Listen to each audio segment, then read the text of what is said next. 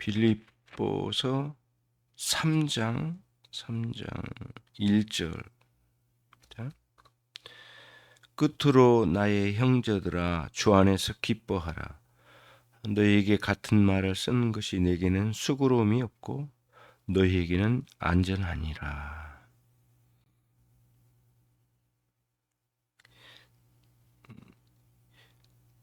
3장 1절로 4장 첫머리까지 다시 반복해서 주 말합니다.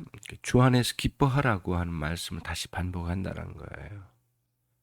다시 이렇게 쓴다 해서 사도 바울 자신이 수고로움이 있을 것 같은데 그건 걱정하지 말라. 왜냐하면 이렇게 다시 반복함으로써 빌립보 교회 성도들에게 더 안전하게 그리스도 안에서 살아가는 원리를 말하고 싶다고 하는 거죠. 그래서 오늘 본문 끝에 보시면 안전하니라 라는 말을 사용했던 거죠. 이렇게 반복해서 이야기하고 있는 것을 보면 1장에서는 사도 바울 자신이 감옥소에 갇혀 있는 것이 우리를 낙담시킬 만한 것도 안 된다. 왜냐하면 결국에는 이 복음이 전해진 일이 오히려 사도 바울이 감옥소에 갇힌 것으로 인해서 더 많이 확산됐다고 그랬어요. 심지어는 시기하고 질투하는 마음으로 사람들이 복음을 전하더라는 거예요. 그러니까 바울 사도의 주변에는 그 사도가 전하는 복음 전도를 시기하고 질투하는 세력도 있었던 것 같아요. 뭔지 모르지만은 아무튼 복음 전도에 선교지에서 그런 일이 있었던 것 같아요. 사도 바울이 감옥소에 갇힌 이후로 그런 사람들이 더 활발히 복음을 전하더라는 거예요. 그리고 또 사도 바울을 따라서 복음을 전하는 사람도 있었고, 이 일이 활발하게 일어나니 오히려 더 기뻐할 일이 아니겠는가. 그게 1장에서 이제 교인들을, 성도들을 위로하면서 그 말씀을 주었던 거거든요. 2장으로 넘어와서는 주 예수 그리스도의 그 마음을 품으라.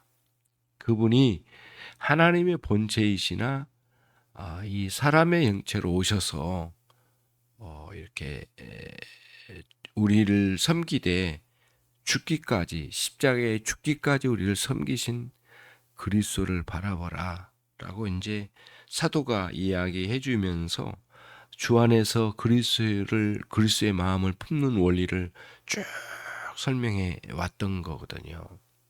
그러면서 다시 또 끝으로 다시 결론적으로 말하자면 주 안에서 기뻐하라. 다시 한번 강조하고 이제 있는 거죠. 그래서 결국에는 사도가 이 서신을 쓴 주제는 그리스도 안에서의 기쁨이에요. 그래서 우리 오늘은 이제 세 가지 측면을 생각해 보려고 합니다. 첫째는 주님 안에서 기뻐한다는 것이 무엇을 의미하는가라고 하는 거죠. 우선은 생각해 볼 게 있는데 그것은 무엇이냐면은 이 기뻐하라는 말씀은 내적인 면을 이야기한 것이 아니라고 하는 거예요. 예. 좀 소극적인 면으로 기뻐하라라고 할 때 하나님께서 우리에게 기쁨을 주시면 그 기쁨을 누리라라고 이렇게 표현된 게 아니라는 거예요. 이 표현은 기뻐하라, 외적으로 그런 기뻐하도록 행동으로 옮겨라 그 뜻이거든요. 그런 말이거든요. 직설적으로. 권면이 명령이거든요. 기뻐하라는 거예요. 행동으로 옮기라는 거예요. 그거거든요. 그러니까 우리들이 기독교 신앙생활을 하면서 오해된 것 중에 하나가 기뻐할 만한 일이 있으면 다 기뻐해야지. 또는 이렇게도 표현하거든요. 우리는 기뻐할 만한 일이 굉장히 많기 때문에 우리는 항상 기뻐할 수 있다고 말하지만 사실은 기뻐할 만한 일이 아닐 때가 더 많아요. 사실은 기뻐할 수 없는 일이 더 많다니까요. 그렇잖아요. 그런데 사도는 그런 문제가 있음에도 불구하고 기뻐하라고 하는 거예요. 결국에는 이런 거죠.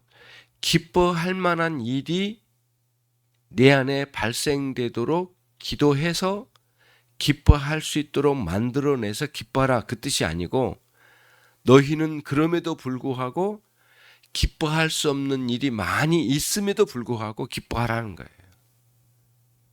이 논리는 상당히 우리가 중요하게 여겨야 되는데, 잘못하면 우리가 소극적으로 기뻐할 만한 일이 일어날 때까지 기다리는 상황이 올 때가 있단 말이에요.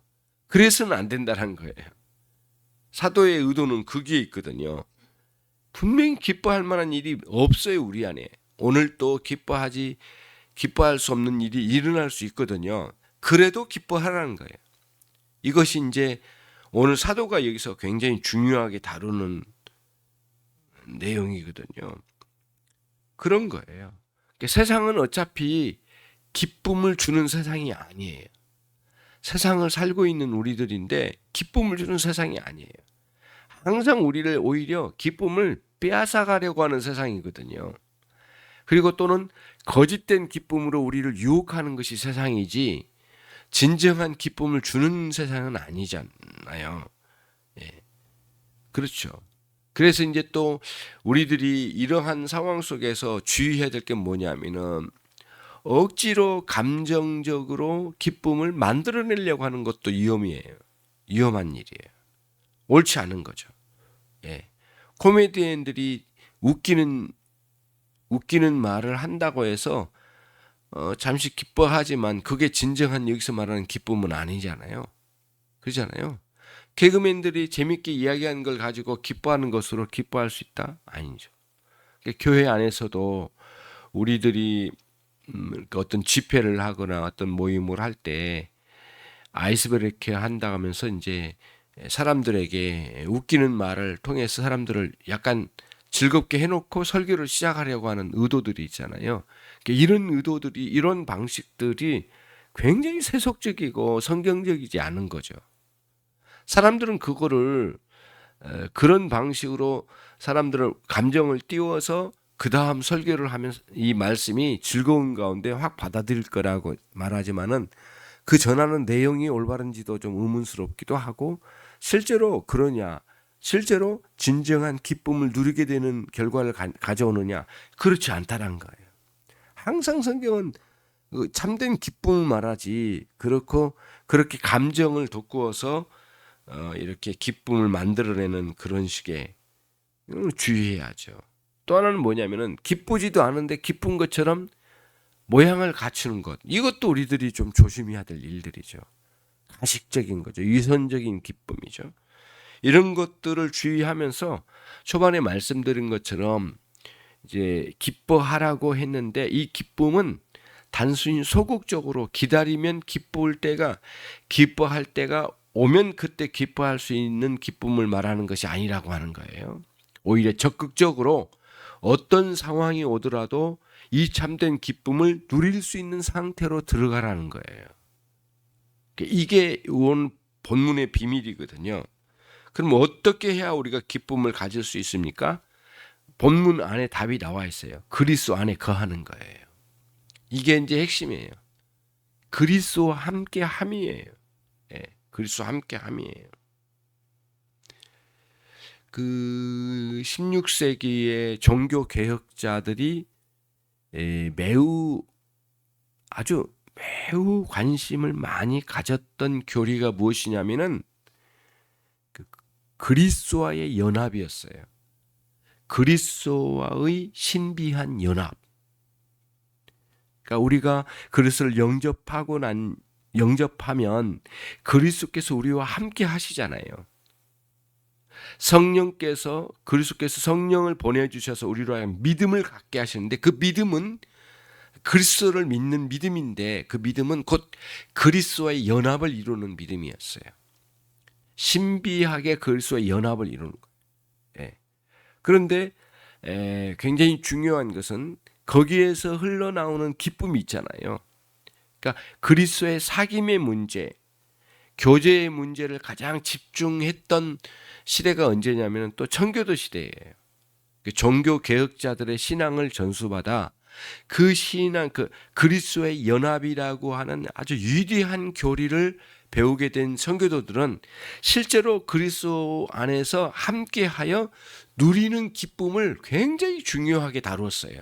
청교도들이. 청교도들의 글을 읽으면 일관돼요. 참된 교리 안에서 신앙을 추구했던 사람들의 청교도들을 말합니다. 그들이 일관되게 가지고 있던 건 뭐냐면 그리스도와의 사귐을 누리는 거예요. 하나님 아버지와 사귐을 누리는 거예요. 성령님과 깊은 교제를 누리는 거예요. 그 안에서 기쁨을 누렸던 거예요. 그래서 요한 사도가 서신 요한 일서를 쓸 때에도 그 말씀을 빠뜨리지 않고 이야기하잖아요. 이 서신을 띄우는 이유는 뭐냐면은 너희로 하여금 하나님 아버지와 우리 주 예수 그리스도와의 함께 뭐를 누리게 하기 위해 사귐을 누리게 하기 위하여. 그 사귐은 기쁨이 그 안에 있기 때문이죠. 사도 바울이 빌립보 교회 성도들에게 말하려고 했던 기쁨이 그 기쁨이거든요. 그래서 청교도 중에 한 분이었던 존 오웬 선생님은 특히 이 부분 성부 하나님, 성자 하나님, 성령 하나님과 삼일체 하나님과 구체적으로 누리는 교제에 대해서 매우 중요하게 다뤘어요. 물론 제주김의 교리에 대해서도 깊이 다루었지만은 그리고 시편 130편을 강의하면서 사죄의 은총에 대한 깊은 내용을 강의도 해주었고 또 히브리서의 말씀을 강의한 내용이 그 무엇보다도 굉장히 깊게 다뤄진 내용이거든요. 근데 그 중에서도 아주 중요하게 다루었던 내용은 뭐냐면은 그리스도의 영광과 또 그리스도와의 나누는 그 사귐의 교제, 그 교제 속에 누리는 기쁨이었어요. 그 기쁨, 성령님과 함께 누리는 교제가 무엇이고 하나님 아버지와 누리는 기쁨이 무엇이고 예수 그리스도에 누리는 기쁨이 무엇인지를 쭉 설명해 나가면서 그 속에서 누리는 기쁨이 무엇인지를 굉장히 깊게 다루었던 거예요. 저는 아주 중요한 이 청교도 서적 중에 하나가 이 하나님과의 누리는 교제라고, 하나님과 함께 누리는 교제라고 하는 책, 존 오웬의 책이라고 저는 생각이 됩니다. 아무튼 그런 기쁨이에요. 어떻게 누리냐? 그리스도의 함께함으로, 그리스도와 깊은 교제를 누림으로. 주님께서 요한복음 16장에 말씀하셨어요. 세상에서는 너희가 환난을 당한다. 하지만 너희는 담대하라. 근데 그 담대함이라고 하는 말씀이 뭐냐면은 다른 말씀으로 드리자면 기뻐하라는 뜻이에요. 담대히 나가라. 너희 안에 기쁨이 있지 않느냐. 왜냐하면 주님이 하시는 거예요. 너희 나와 함께하니까 기뻐할 수 있지 않느냐는 거예요. 나와 함께하면 기쁨이 있다. 그럼 담대하라. 환난이 있는 시대를 살고 있지만은 말이죠. 그런 기쁨을 여기서 이야기하고 있는 거예요. 그런 기쁨을 세상 가운데 보여주는 것이 전도예요. 이 기쁨을 세상 가운데 드러내는 것이 하나님의 영광을 드러내는 거예요. 저는 최고의 원리라고 생각이 됩니다. 왜 우리는 기뻐해야 됩니까? 이것은 뭐냐면은 명령을 받고 있기 때문에, 하나님의 영광을 드러낼 수 있기 때문에, 그렇죠? 그렇게 해서 사람들을 살리는 원리가 여기에 담겨져 있기 때문에 베드로에 의하면은 하나님의 덕과 영광을 이 세상 가운데 선포하라고 했잖아요.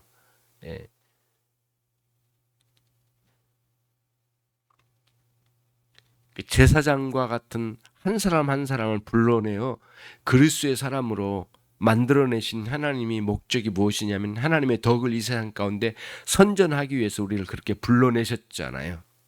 그랬다고 하잖아요. 베드로에 의하면은. 그런 그 덕을 드러내는 것, 영광을 드러내는 것, 그건 뭐냐면 우리 안에 그리스도와 함께함으로 누리는 기쁨이 있음을 나타내는 거예요. 그러기 위해서는 우리가 기쁨을 누려야 되겠죠. 이게 최고의 방식이에요. 말씀을 정리해 봅니다. 가만히 앉아서 저절로 기쁨이 생겨나는 기쁨이 아니라는 것, 그렇게 되기를 바라는 방식은 기독교 원리가 아니라는 것, 그러면서 동시에 인위적으로 기쁨을 만들어내야 감정을 돋구어서 만들어내는 그런 기쁨도 아니라는 것. 그러면 어떻게 해요? 그리스도 안에서 그리스도와 함께 나눔으로 그분과 사귐을 누림으로 그분이 내게 베풀어 주신 구원이 무엇인지를 아는 것을 통해서 그분이 오늘 나와 함께 하시는 의도가 무엇인지를 아는 것을 통해서 우리가 기쁨을 누리게 되는 거예요. 그러면서 나와 함께 하시는 우리 주 예수 그리스도 그리고 그분께서 우리를 중재하셔서 하나님 아버지와 함께하는 이 평강의 관계, 평안의 관계, 이 사귐의 관계를 알게 되고 누리게 되는 영광스러운 곳에 머물러 있음을 통해서 말이죠. 그렇죠? 그래서 우리는 이 세상 가운데 당하는 환난이나 심지어는 죽음까지도, 죽임을 당하는 것까지도, 죽음을 당하는 그 순간까지라도 괴로움이 아니라 웃을 수 있는 신자들로 여기에 부름받은 거예요. 우리가 죽음이라고 하는 문제가 언젠가는 있잖아요. 영광스럽게 받아들일 수 있는 오늘 또 이 아침에 그런 새로운 출발이 있어야 되겠어요. 그리스도와 함께 출발한다. 내가 함께 한다. 그래서 오늘 아침에 새벽 예배 나오기 전에 눈을 뜨자마자 주님께서 내게 평안과 기쁨을 주시는 하루가 되게 해 주십시오. 첫 번째 딱 떠오르면서 딱 깨자마자 이런 기도가 나왔어요. 이렇게 어떤 목사님은 눈을 뜨자마자 찬양을 서너 곡 한대요. 그것도 굉장히 좋은 방식이라고 생각해요. 여러분이 그렇게 좋아하는 찬양이 있을 거 아니에요. 그 찬양을 눈 뜨자마자 부르는 거예요. 무조건 부르는 거예요. 굉장히 중요한 기도의 원리요, 기쁨을 누리는 원리라고 생각해요. 그래서 주님께서 내게 주신 기쁨이 실제로 잠에서 깨어나자마자 누릴 수 있는, 그래서 하루를 시작하는 거예요. 잠들 때도 이 방식으로 잠드는 거죠. 우리 주 예수 그리스도와 함께 하면서 그런 그렇게 영광스럽게 사는 거예요. 그래서 그렇게 서너 곡을 부르면서 하루를 시작하는 그 목사님은 그렇게 길거리를 가도 기쁘고 어디를 가도 기쁘고 누구와 만나도 기쁘고 어떤 상황이 와도 기쁘고 감사함을 누렸다고 그래요. 누린다고 해요. 지금도. 연세가 많으신 분이어서 정년 퇴임하셨는데 대부분의 목사님들이 퇴임하고 난 뒤에 뭘 할지 몰라가지고 방황하고 힘들어하고 낙심하고 누가 불러서 설교는 시키지 않을까 기다리는데 그런 사람은 그런 곳은 없고 그렇게 낙담되어 있더래요. 그런데 그 목사님은 이건 잘못됐다. 그래서 매일 주님과 함께하는 것이 내 삶이요, 내 사역이요, 내가 해야 할 일이라고 정년 퇴임하고 나서 할 일이 더 많아지더래요. 얼마나 아름다운 모습이에요. 저와 여러분이 그런 삶을 살아야 되겠다고 하는 것을 보여주는 거죠. 주님 감사합니다. 이 아침에도 귀한 말씀, 예수 그리스도 안에서 기뻐하라는 중요한 명령을 듣게 됨을 감사합니다. 이 말씀대로, 이 명령대로 살 수 있는 우리 모두가 되게 해 주옵소서. 예수 그리스도와 연합되어 있는 우리의 삶, 우리의 존재입니다. 그리고 또 그 안에서 누리는, 그리스도 안에서 누리는 기쁨이 있습니다. 하나님 오늘 또 마음껏 그 기쁨을 누리는 하루가 되게 해 주옵소서. 예수 그리스도의 이름으로 기도 올립나이다.